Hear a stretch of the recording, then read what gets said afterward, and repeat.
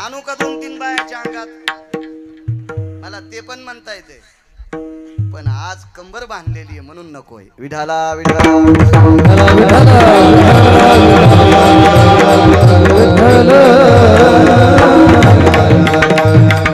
मा जगदंबेचं वर्णन केलंय. तू विटेवरी सखये बाई करी कृपा, लावण्य सुंदरी वो करी कृपा.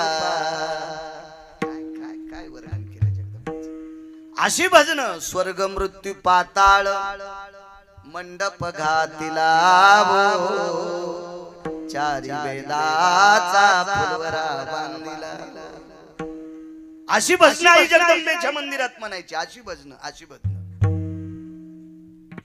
काही भजन बेल वाया गेले बाय बाय तिकडच घसरून गेले. आणि मग मरायची नाही तर काय उतानी नाही वाचीस का तू? काही म्हणायला लागली आपल्या इडपटवान. जगदंबेचे स्वतंत्र भजन केलेत संतांनी, म्हणा पुण्य प्राप्त होईल. भास्करराव हजारो ट्रक भरतील इतका साठ आहे वारकरी संप्रदायाकडे. फक्त काही काहीचे थुत्र पुरणत म्हणून त्याला ते आवडत.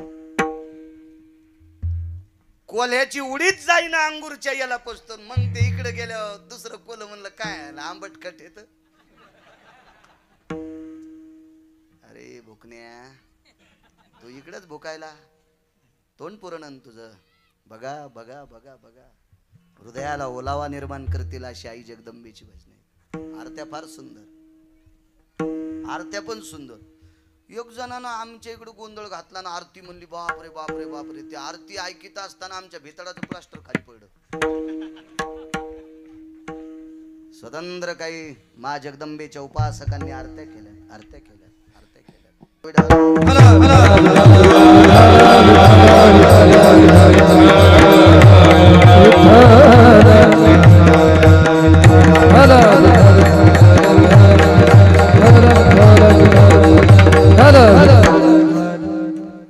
महाजगदंबेने विटेवरच्या मालकाच्या रूपाची प्रसन्नता पाहिली म्हणून इकडे भोग प्राप्त झाले. विद्यानगरीचा राजा त्या दिवसापासून वारकरी झाला. दुःखाची निवृत्ती, सुखाची ते सुख पाहता श्रीमुख गोविंदाची. ही त्या मालकात मुखात ताकद आहे. तुम्हा मला जन्माला घालणारा विधाता ब्रह्मदेव हा हाडामासाचा कुंभार आहे. कुलाल हाडाचा, बापचा आढाचा, खंड मडके घडी तोरे. ही 3.5 हाताची, ही 9 छिद्राची मडके घडवायची ताकद ज्याच्यात त्याला ब्रह्मदेव म्हणतात. किती विद्वान असेल ब्रह्मदेव. एक छोटं वाक्य सांगतो, जास्त अडचणीत नाही हात घालीत मी, इंचू निघत असतात. अडचणीतलं सांगता येतं ना. धातायाम परमेष्टि भयो यच्चायतेन कृतयाम देहाम स्वरूपेष्वयाम नवाम नानाति जायते सशिद्रांति भयो यत्कायां वरुतानाम अननो चक्षुभयो घ्राणमे वचम यति जायति श्रवणेंद्रियानाम गुद्वारे नाम शिष्ण भयो. 2-3-1-1.5% लोकांना कळालं असेल वर्णन. दिवसभर माझ्या सोयाबीन कापणाऱ्या, तूर कापणाऱ्या, कापूस खुरपिणाऱ्या, कापूस असणाऱ्या, ऊस खुरपिणाऱ्या माऊलीला काय कळले. म्हणून मी माझ्या साध्या भाषेत सांगतो, किती ब्रह्मदेव चतुर आहेत. कुठल्याही विशिष्ट प्रकारच्या पात्राला एक छिद्र पाडा, त्याच्यात पाणी थांबत नाही. भास्कर थांबत नाही, थांबत नाही. पण ब्रह्मदेवानं केलेल्या उभ्या गाडग्याला 9 छिद्र आहेत, मनान पाणी बाहेर येत नाही. या उभ्या गाडग्याला 9 छिद्र आहेत, त्याच्यातलं मनान पाणी येत नाही. काय चतुर असेल तो. पण एवढा मोठा चतुर विधाता, सत्यलोकाचा मालक, त्याचं मंदिरच नव्हतं. मला वाटते परवाल डॉक्टर साहेब आले जाऊन, उशे साहेब पुष्करला, आता सकाळी सांगत होते मला. या पुष्करला ब्रह्मदेवाचं मंदिर, पण आधी नव्हतं. बागबा नव्हतं मंदिर आधी. कधी मंदिर झालं? ब्रह्मदेवानं निष्ठेनं गोविंदाचं मुख बघितलं. एक जण म्हणला, काय बोलतात महाराज, तुमच्या का गोळ्या संपल्या का काय? मी म्हणलं, गोळ्या नाही दुआ, कधी घसाघिसा दुखायला तो जालना हॉस्पिटलला जात असतो, पण डोक्याच्या गोळ्या नाहीत अजून चालू. दुसऱ्या दवाखान्यात जायचं काम पडलं नाही मला अजून. नाही मग तुम्ही कसं बोलता? ब्रह्मा विष्णू महेश एकत्रित आहेत. मग ब्रह्मदेवाने एरवी विष्णू पाहिले नाही का? मी म्हणलं वाक्य जरा कानातलं मळ काढून ऐकच आहे, मोबाईलच्या खुट्या काढ आधी कानातल्या आणि ऐक. पाहता श्रीमुख आणि गोविंद नाव हे द्वापार युगात होतं. गोविंद नाव कधी पडलं? द्वापार युगात. रणछोडराय नाव कधी पडलं? द्वापार युगात. दामोदर नाव कधी पडलं? द्वापार युगात. डाव्यानं बांधलं म्हणून दामोदर. कालेवनाच्या समोरून पळाला रणछोडराय, रणातून पळाला म्हणून रणछोडराय भगवान. आणि गोविंद नाव हेच ब्रह्मदेव बघण्यासाठी गेले. ब्रह्मा करतारती माला पहिनावे, यत धेनु याम कामधेनुषु दुग्धान भयो विनियोगना, रत्नोदकम हिरे जडित स्थिताम अभिषेक विनियोग. कामधेनू नावाची गाय आणली देवाला. पाहिल्याच्या नंतर गोविंद वनात होते, गाई वासर सांभाळीत होता जगाचा मालक. कामधेनू नावाची गाय आणली, तिचं दूध काढून देवाला अभिषेक केला. पंचगंगा वाणांज प्रियतान्नमं अपांबदि निरभय जयो, रत्नोदक स्थिराम शिरोधेनु या सर्वस्थितो शिरसा भयो, एतं ग्रतीषु शतं मधु शर्करा तत्राभिषेक विनियोगेन करिष्यते. केला अभिषेक. मंत्र ब्रह्मदेवाला 4 तोंडांनी म्हणले. मी 27 वर्षापूर्वी हे करीत होतो, आता करीत नाही, पण त्यावेळेला डाटा झालेला या मोबाईल मध्ये, डिलीट होत नाही. मला वाटतं या मोबाईल मध्ये डाटा होते, बटन दाबल्यावर डिलीट होते, बटन दाबल्यावर ज्याला पाठवून त्याला जातं बी म्हणा. चुकून जर बटन दाबले तर काही बी जातं म्हणा. म्हणून मला वाटतं याच्यात घेतलंच नाही ना पाहिजे. काही बायकोला घेऊन गोव्याला गेलं पाहिजे, पण गोव्यात बायको संग आखुड्याचे ड्यू काढलेले फोटो व्हायरल नाही केले पाहिजे. निदान संप्रदायातल्या लोकांनी तरी हे जपलं पाहिजे. कारण बस स्टँडला जरी पक्वाद्यान गायकन महाराज भेटला तर बस स्टँडला लोक आपल्या पाया पडते. निदान इतकं आपण जपलं पाहिजे. विठाला विठाला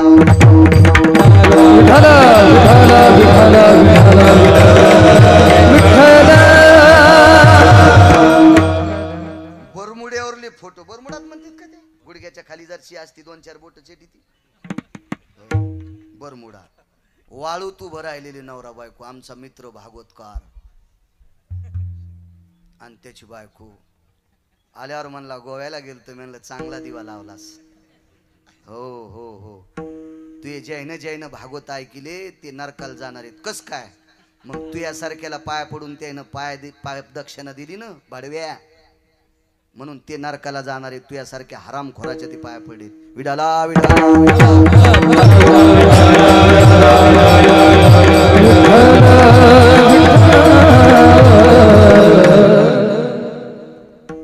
तेव्हा 4-2% लोकांना उचललं म्हणजे माणसाला लय गगा नाही आला पाहिजे. भास्कर आमच्या क्षेत्रातल्या लोकांना गजानन बुवा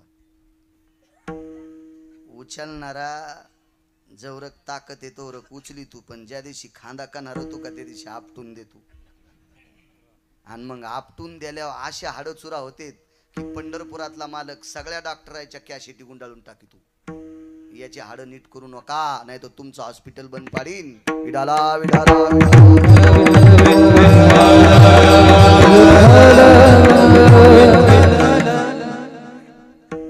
आरती केली.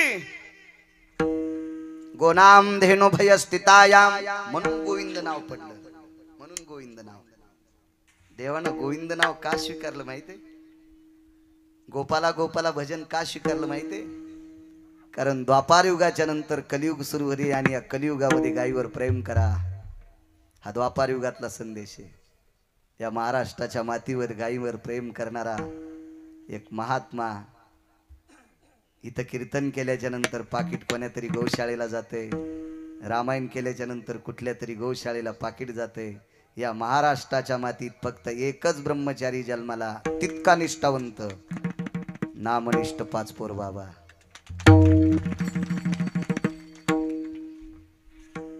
आमच्या सारख्याला 2-4 कीर्तन देण्याऐवजी एक अर्धच देत जा. पण तशांची कीर्तन रामायण जास्त ऐका, कारण तुम्हाला अजून पुण्य लाभल.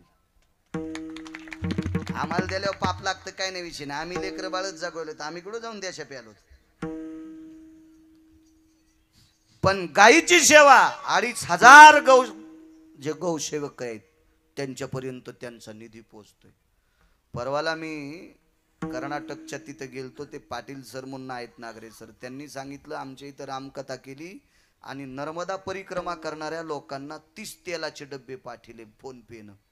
आणि म्हणलं यांचे कोणी पाहुणे होते का? नाही म्हणे, कोणतरी वारकरी होते, नर्मदा परिक्रमा करायला गेले आणि त्यांनी ते तेलाचे डब्बे इथून त्यांना पैसे पाठिले. काय साधक आहे. वा वा वा वा. इथं आता तुकोबा ते चोखोबा म्हणून दिंडी आली भगवान बाबांच्या तिथं. तुकोबा ते चोखोबा. आता फक्त चोखोबारायचं मंदिर राहिले आणि ते करण्याची मानसिकता, भावना, सद्भावना, इच्छा त्यांची आहे. देवानं ती पण पूर्ण करावी. असो.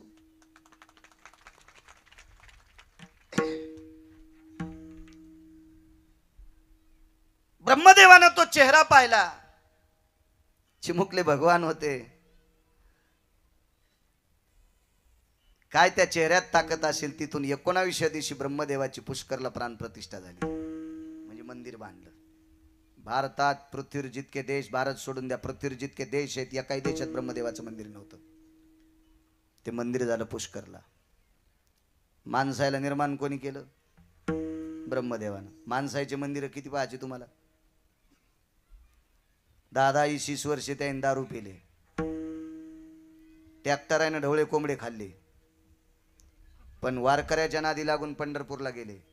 आणि पंढरपूरला गेल्याच्या नंतर पवित्र चंद्रभागेचं स्नान केलं आणि तुळशीची कंठी गळ्यात घातली, मागचं जाळून टाकलं.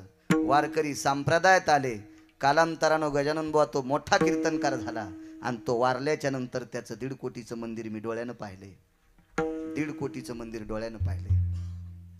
ब्रह्मदेवाला असं जळजळ होत नसल, याला जन्माला मी घातले, यानं टँकरने दारू पिली, खाऊन ते खाल्लंय आणि नंतर संप्रदायात आला तरी लोक त्याची पुण्यतिथी करायलेत आणि मी याला जन्माला घातले, महमंदिर नाही.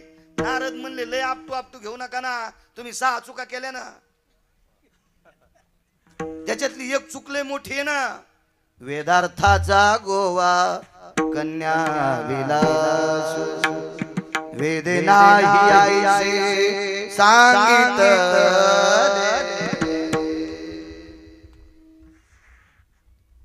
त्या 6 पैकी एक, अजून 3.5 मुख्य चुका येतात, उपचुका 14 येतात. कसं मंदिर होईल तुमचं? करायचं असेल तर एकदा गोविंद बघायला जा. आणि म्हणून तनतन करीत ब्रह्मदेव वृंदावनाच्या ठिकाणी गेले आणि वृंदावनाच्या ठिकाणी जगाचा मालक थांबलेला आहे.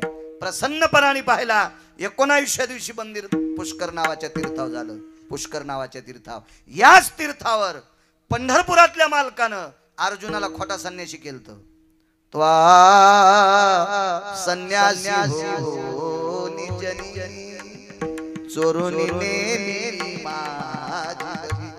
आळंदीतल्या मालकांचं वाक्य, माझ्या आळंदीतल्या मालकांचं वाक्य. तिथं भगवे कपडे घातले त्याला. सुभद्रेचं लग्न मग नंतर झालं. काय पुष्कर तीर्थाचं अधिष्ठान. म्हणून जीवनात पुष्कर तीर्थ पण बघायला जायचं. गरीब बाई म्हणली महाराज आमची ती ताकद नाही, माय तू पंढरपूरला जाय. सकळ तीर्थे घडती एक वेळा, चंद्रभागा डोळा देखलिया.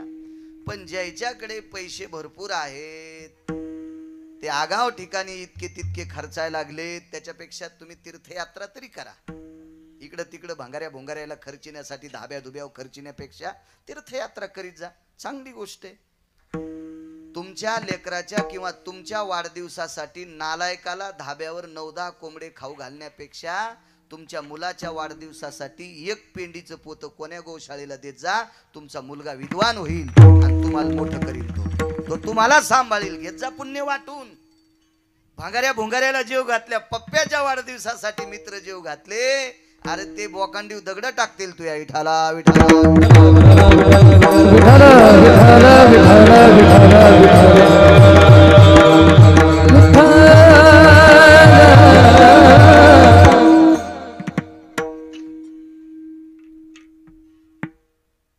उत्सव पाहण्यासाठी कैलासाचे मालक भगवान शिवजी गेले. शिवजी समोर आल्या, प्रमूर्तीतनं बाहेर आले. ब्रह्मदेव शिवजीच्या चरणावर डोकं ठेवलं. शिवजीला भुजा किती होत्या सांगता येतील? किती हात होते शंकराला सांगता येतील?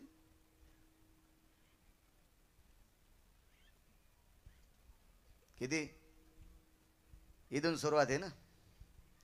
किती महाराज फुकल्या सुधरात आणि पहिली गोळी मला घाला. डोळे किती येत? दोनदा सांगायचे. एका उत्तरात कधीच उत्तर येणार नाही. एका ठिकाणी 11, एका ठिकाणी 2. डोकं एक असल्याच्या नंतर डोळे 3. योगी दिसतोय चित्र त्याला 3 नेत्र. चर्म वेगळे नाही वस्त्र मनवी तुझा मित्र बाळा जो रे कुलभूषणा निजबा नारायणा बाळा जो रे योगे आदासे विश्रामा निजबा नारायणा बाळा जो रे. क्या बात आहे. वा, चांगले पक्वत आहे. आमच्यासारख्याला धकून नेते. नेलं पाहिजे. तुम्हाला एक सांगू का, पहिल्यापासून प्रथा आहे, ज्याच्या इथं कुंटालानं इकडे तिकडे चाललंय त्याला जीव घालण्यापेक्षा ज्याच्या इथं काही नाही त्याला जीव घाली जा, पुण्य भेटत असते. ज्याला लय चांगलं गाता येतं त्याच्यासाठी तुम्ही तुंबाळून वाजिता, पण आम्हाला येत नाही, आमच्यासाठी वाजवा, जरा जरा पुण्य भेटन ना. विठाला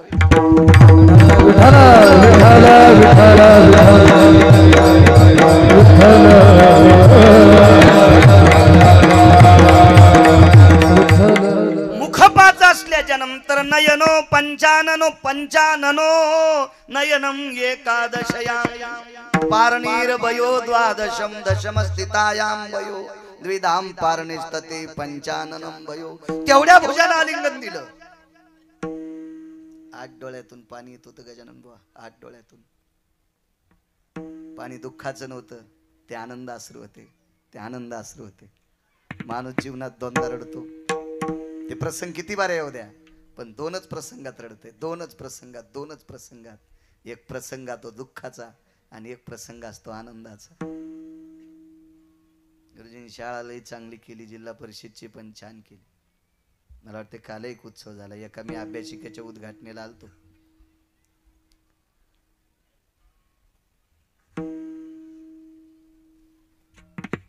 एका ऊस तोडणाऱ्याचं पोरग तालुक्यात जिल्ह्यात पहिलं आलं. त्या शाळेतलं गजानन बुवा.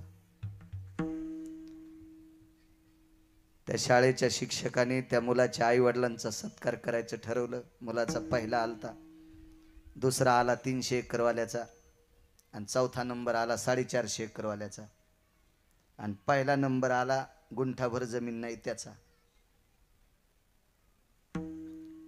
मग हे तिघाईचे आई वडील आमंत्रित केले. त्या दोघांचे आई वडील खुर्चीवर आधीच बसलेले होते. शिक्षकांना वाटलं याचे वडील आई वडील आले की नाही. विचारलं, बाळा तुझे आई वडील तिकडे बसलेत म्हणे. माग बसलेत. आश्रूचा प्रकार सांगायलो. आश्रू ब्रह्मदेव, कुठले आश्रू येत होते ब्रह्मदेवाला. मग दुःखाची निवृत्ती. गुरुजीनं मुलाचा हात धरला आणि सांगितलं, बऱ्याच 100-200 महिला बसलेल्या आहेत, एकूण काही पुरुष बसलेले आहेत. कार्यक्रम चांगला होता सत्काराचा. गुरुजीने मुलाला धरलं, तुझ्या आईकडे घे.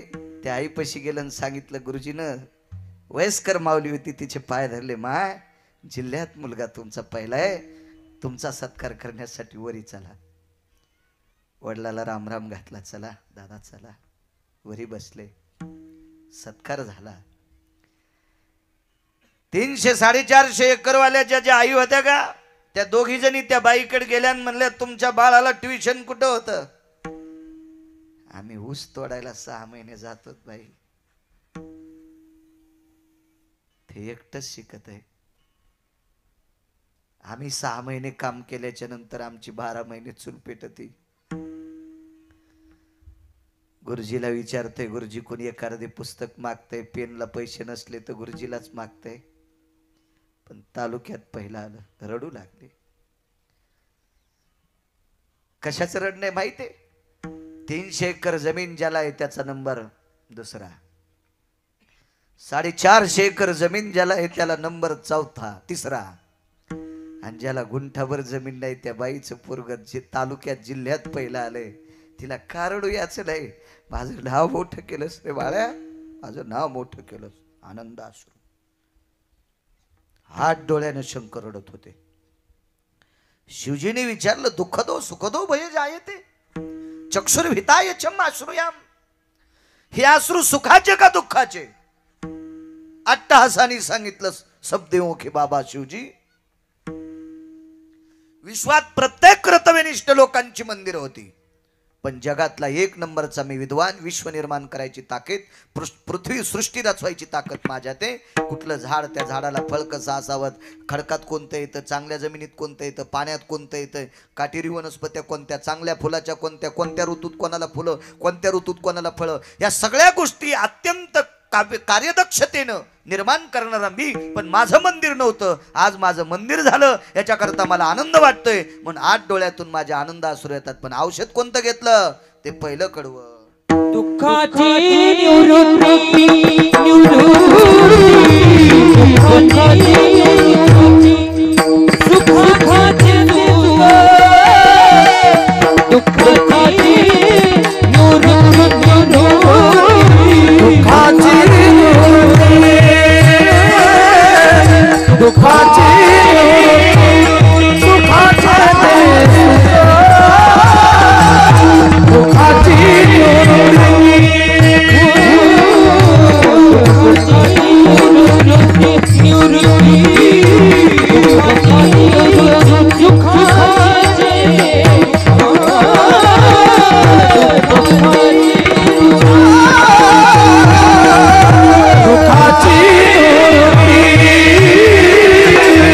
सुखाची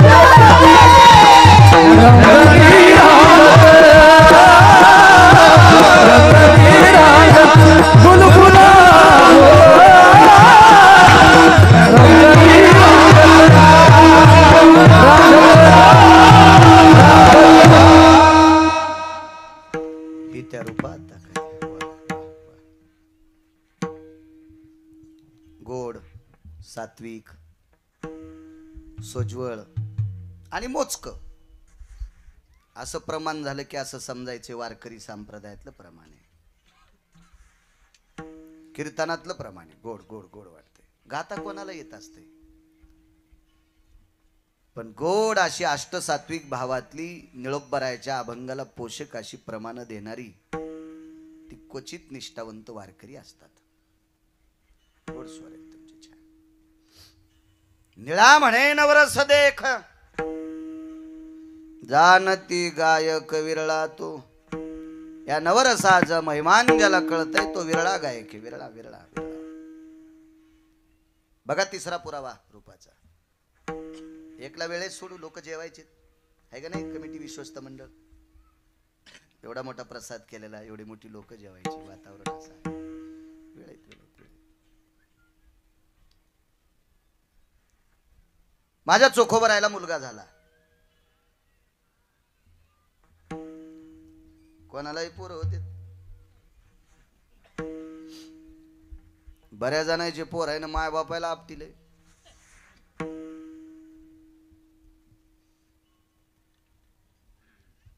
हे पुढच्या जन्मात ऊसातले कोले होणार भडवे.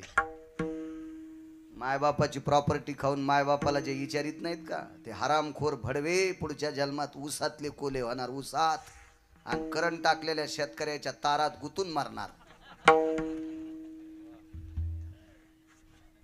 मायबापासारखा देव मोठा आहे कुठला? जगात देव नाही, जगात मायबापासारखा देव जगात जगात.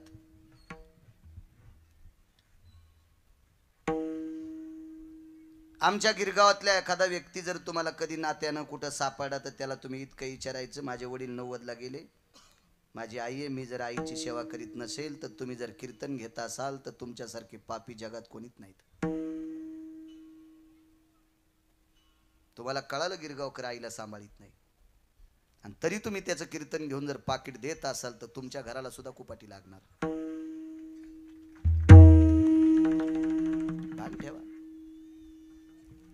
आई वडिलाची सेवा करणारा तो खरा वारकरी आहे. कारण माझे देहूतले मालक पाय पडतात. नमो तया माता पित्याचे पालन, नमो त्या वचन सत्यवदे. भास्करा 18चे 18 संत आई वडिलांची सेवा करणाऱ्या पोराच्या पाया पडतात. त्याची जात पण विचारित नाहीत. वाक्य पहिलं सांगितलंय नमो तया, त्याच्या माता पित्याचे पालन. तुकोबाराय म्हणतात मी त्याला नमस्कार करतोय जो मायबापाच्या पाया पडतोय, मायबापाची सेवा करतो. त्याला किंमत आहे सगळ्यात मोठी ताकद. सात्विक मुलगा झाला. कोण्याही मुलाला सात्विक म्हणायचं नाही. आमच्या मित्राला पोरग झालं, झाल्या झाल्या त्यानं शिष्टनीची अंगठी चोरली.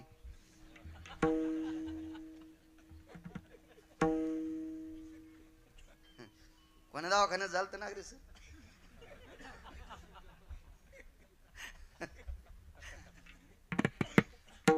मी भेटायला गेलो आणि त्या सिस्टरनीनं मी विचारलं, म्हणलं बाई ते अमक्या अमक्या बाई हे 4 नंबर रूम होते. बाई मला असं झटकीलच. मला वाटलं हिला धोत्रावाल्याची ॲलर्जी आहे का काय माहिती. हे तिकडे तिकडे तिकडे जा. आणि मी वापस आलो तर तिच्या मोबाईल मध्ये मी सांगतो ते कीर्तन चालू होतं. म्हणलं बाई आवाज कोणाचा आहे. गिरगावकर महाराज आहेत ते. तुम्ही जा तिकडं. आवाज कोणाचा आहे. आताच थोडी शांत झाले. ऐकू द्या कीर्तन त्यांचं. म्हणलं बाई हे मीच आहे ना. हो तुम्ही असतात कुठं. ते कसे बोलत आहेत. आणि म्हणलं मी कसं आता मी कोणी कोण बोलायलो.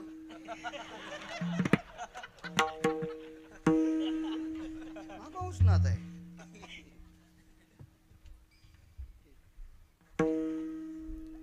मी आधार कार्ड त्याला सुजाला सांगितलं बॅग आण रे. ते आधार कार्ड दाखिलं म्हणून.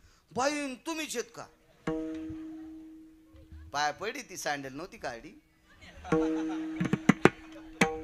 आणि मला 20 रुपये दिले. वाळे सरकार 20 रुपये खरे दिले. म्हणलं बाई बरं जाऊ द्या 20 रुपयाचं काय काय करायचं तुम्ही आता.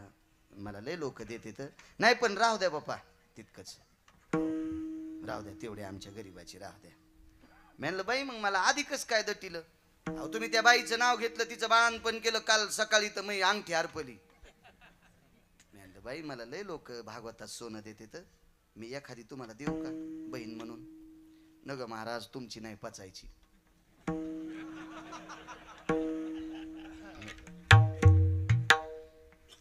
मी काय म्हणलो नाही पण एरी म्हणायला लागलो.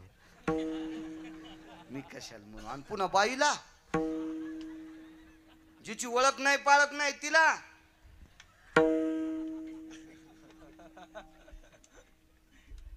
हो आधीच तर एकदा गाडी गेली ती ट्रॅक्टर खाली. मग तो पुला खाली जाईल.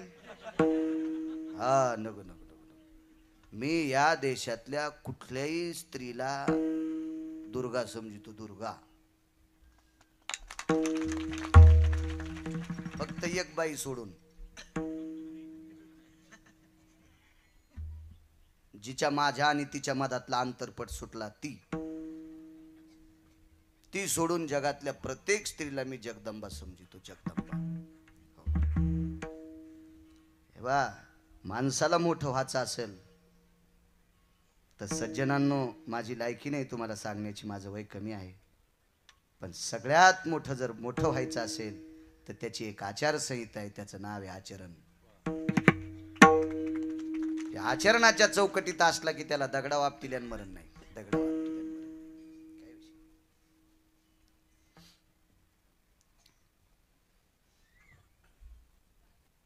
बधन गेलो म्हणला अरे दाश्या ए दाश्या. आमच्या इथला सकता त्याच दाश्या होता.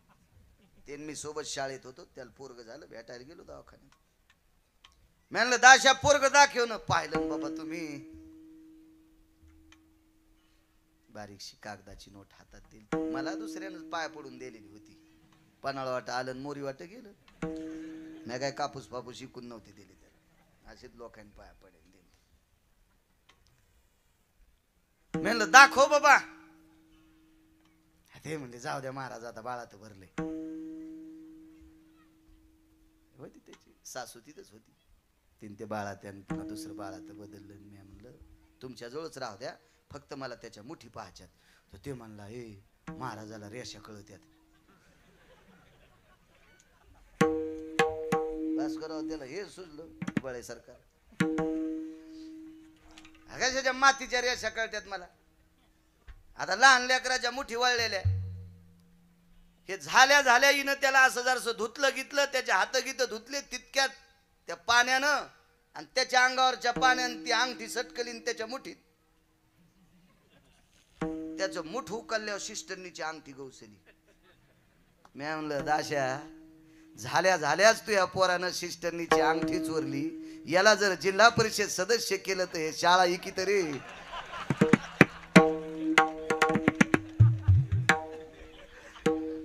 हे शाळा ठुत नाही, पत्र ठुत नाही, काहीच नाही. ते शाळाचे पत्र त्याच्या मासडावर नेऊन टाकीत आहे.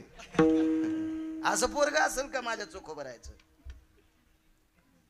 उपजताची कर्म मेळा वाचे विठ्ठल सावळा, वाचे विठ्ठल सावळा, उपजताची कर्म मेळा. झाल्याबरोबर विटेवर त्या मुखावर जिभेवर विटेवरच्या मालकाचं नाव येत होत. अडचण एक आली हो, दुःखाची निवृत्ती सांगतो राजे हो. त्या लेकराच्या आईच्या दुधाच्या ग्रंथी संपल्या. दुधाच्या ग्रंथी कोण वाढवते माहितीये? कोणी केली बाळा दुधाची, कोणी केली बाळा दुधाची, कोणी केली बाळा दुधाची वाढवी श्रीपती सवे दोन, वाढवी श्रीपती सवे दोन.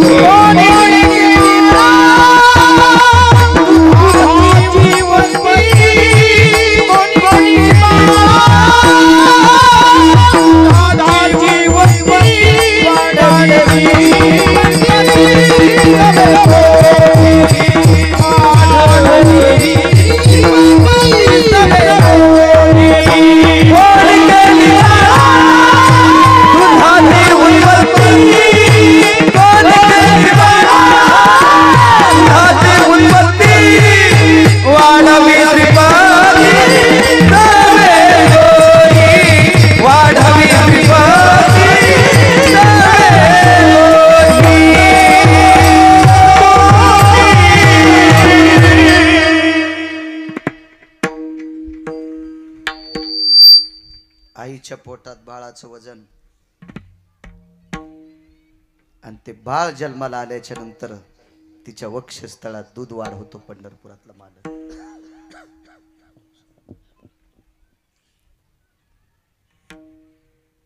वाक्य ऐकता माय किती मोठी असते.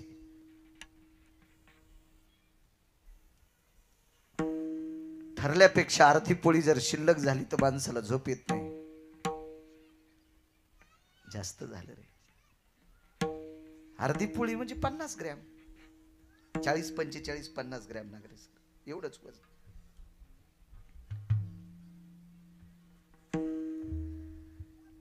तुम्हाला आणि आईला पोट सारखं दिले, बापाला आणि आईला पोट सारखं दिले, पण त्या आईच्या पोटात चिंचेच्या पाना इतकी एक पोकळी आहे. चिंचेचं पान असतं का गजानन बुवा? ते बी गजानन बुवा, तुम्ही गजानन बुवा. चिंचेचं पान माहिती आहे ना? चिंचेचं त्या पाना एवढी पोकळी असती आणि त्या पानाच्या पोकळीवर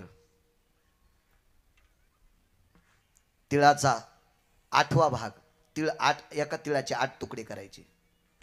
त्याचा 8वा भाग तितका सूक्ष्म तितका बारीक गर्भ त्या चिंचेच्या पाना इतक्या पोकळीवर तयार होतो. आणि कालांतरानं 3.5, 3.25, 3.25, 2.5 किलोचा गर्भाचा गोळा त्या चिंचेच्या पानाची व्याप्ती तितकी मोठी करते, तितकी मोठी करते. 9 महिने 10 दिवस ती त्याच्यासाठी खाते, ती त्याच्यासाठी खाते. रुधिराम सर्वती प्राणायाम बाल्यात गर्भास्त देवच. अश्विनी कुमार सांगतात, आजाराची देवता अश्विनी कुमार. अश्विनी कुमार नमूद करतात तिच्या कंठनाळेपासून, तिच्या श्वासापासून, तिच्या अन्ननलिकेपासून एक सुंदरशी पाईपलाईन आहे सूक्ष्म, आणि ती पाईपलाईन त्याच्या बेंबीला जुटलेली आहे. आणि त्या बेंबीतनं आपल्या बालकाला सगळं पुरवते, सगळं पुरवते. 50 ग्रॅम जेवण शिल्लक झाल्याच्या नंतर माणसं न चालणारी पण म्हणतात आपण शतपावली करू, जरा हे जिरू, आणि ते 50 ग्राम जिरील्यावर झोपते. 3.5 किलोचा गर्भ पोटात, वर असती 9 छटाकाची, वर वर त्याला खोळ म्हणतात, खोळ 9 छटाकाची असती.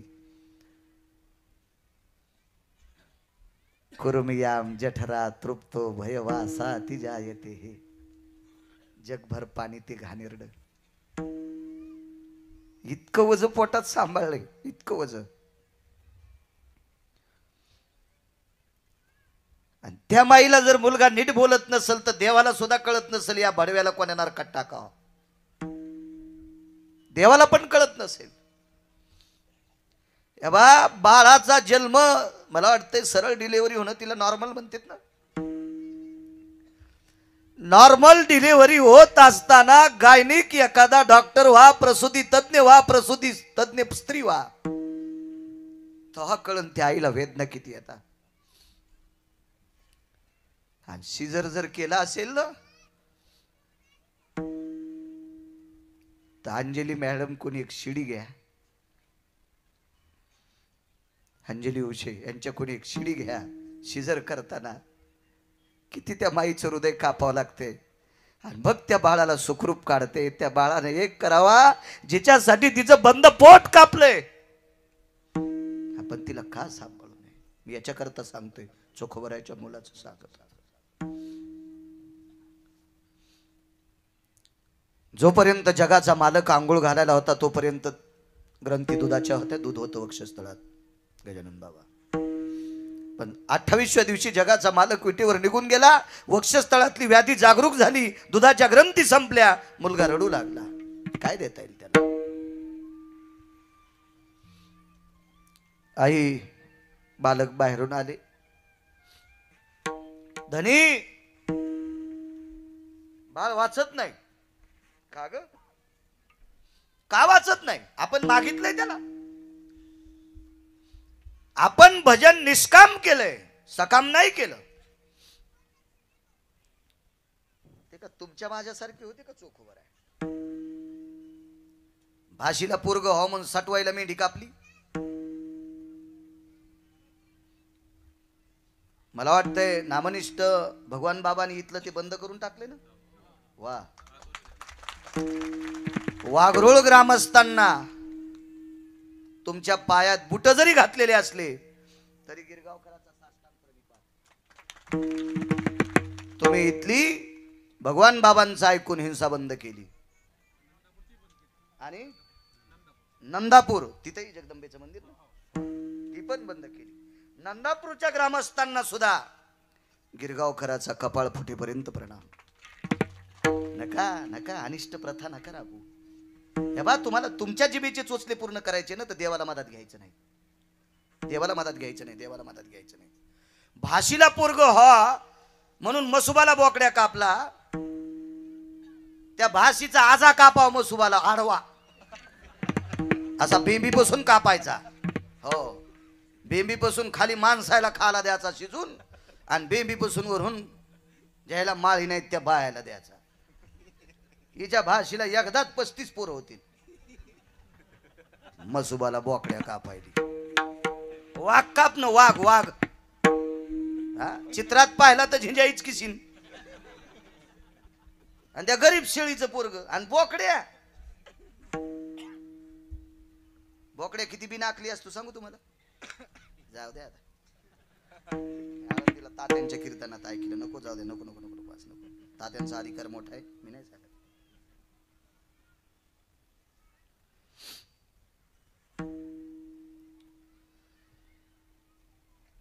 घरी आले, अरे मी नवस नाही केलं, त्यानं दिलंय ना आपल्याला.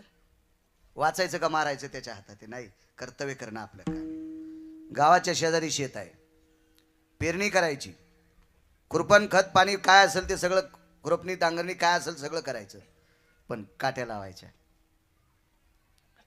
कारण गावखरी शेत असल्यामुळं अनावधानानं कोणाच्या गाईचं बैलाचं दावं जर तुटलं तर आपली ज्वारी खाऊ नये म्हणून काट्या लावा.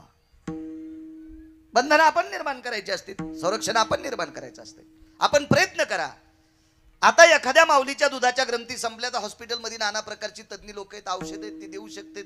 दुधाच्या ग्रंथी वाढू शकतात, त्या बाळाला दूध येऊ शकते. पण तो काळ त्यावेळेला विचित्र होता, तशी साधनं नव्हती. आणि कोणाच्या दारात जर दूध आणायला जावा तर चोखोबराय शूद्राच्या कुळातले होते. तो पगडा लय मोठा उंच गेलता ना त्यावेळेला, फार मोठा उंच गेलता पगडा, फार मोठा उंच गेलता.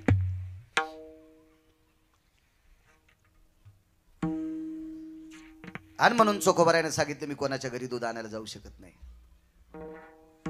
बहिणीच्या घरून गाय आणली. चोखोबरायची बहीण म्हणजे तुमच्या जिल्ह्यात नागरेश्वर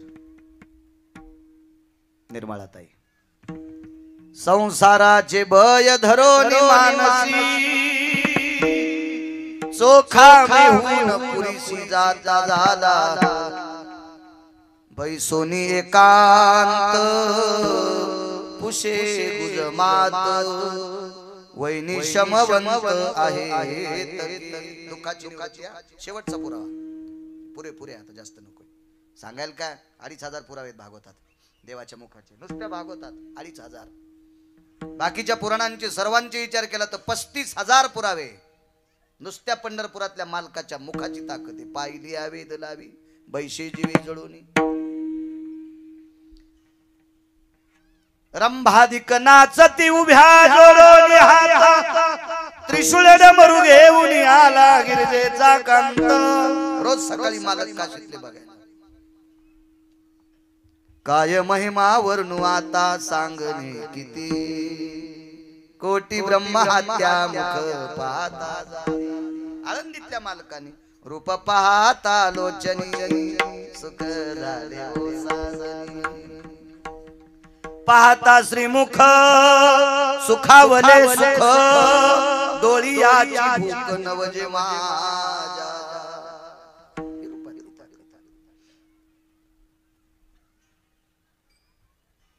काय आणली बहिणीच्या घरून पण नाही दूध काढलं चोखोबराय. का दूध काढलं नसेल तर चोखोबरायकडे दया इतकी भरलेली होती, इतकी दया भरली होती की मला असं वाटतंय चोखोबरायची दया पाहिल्याच्या नंतरच पैठण मधल्या मालकाने एक अभंग लिहिला असेल. सर्वाभूती दया साधू म्हणावे आयशिया. कारण चोखोबरायचा काळ 700 वर्षापूर्वीचा. ज्ञानोबाराय, नामदेवराय आणि चोखोबराय ही मागची जंत.